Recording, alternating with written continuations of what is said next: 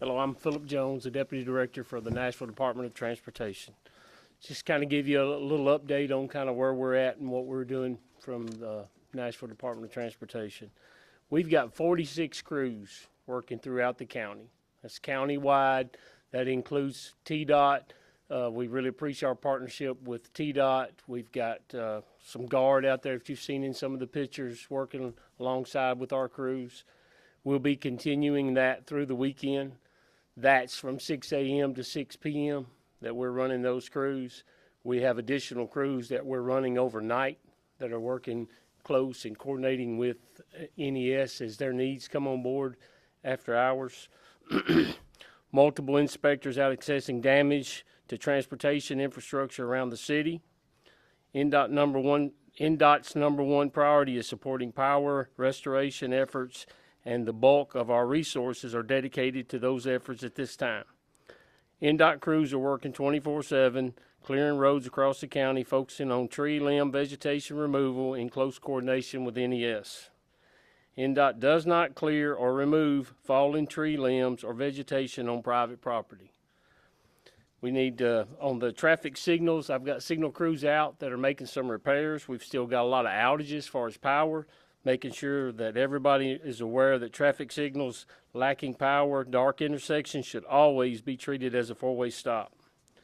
There are some streets that have been inaccessible due to downed vegetation. As these obstructions are cleared, NDOT crews will be treating roadways in close coordination with NES. Our crews are working side by side with them. We've got at the OEM, we've got our staff and their staff are sitting side by side. We're coordinating what trees are cleared. I want to bring up one thing that we've talked about multiple times. The homes that have generators, and we've ran into this, where if NES is cleared that the power is safe for our crews to come in and cut and clear, if they have a generator that's wired in improperly, it's back feeding into the power lines. We have methods trying to be safe to make sure that those lines are clear, but when you run into that, if these generators are not wired into the home properly, they backfeed through those wires, which create electricity out on where they're running across the trees where we have down lines. We're having those issues.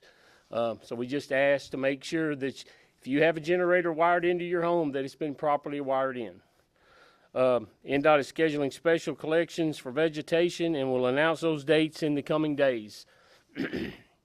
There are no size guidelines for vegetation brush, but piles should not block utility infrastructures, culverts, storm drains, or drainage ditches. We will be getting back with everyone, giving you a schedule, time for pickup. And we just want to make sure as we're clearing, there's still a lot of roads that are treacherous. So we want to continue, as we're clearing them, we're continuing to salt those. We are prepared for the threat of inclement weather coming in this weekend.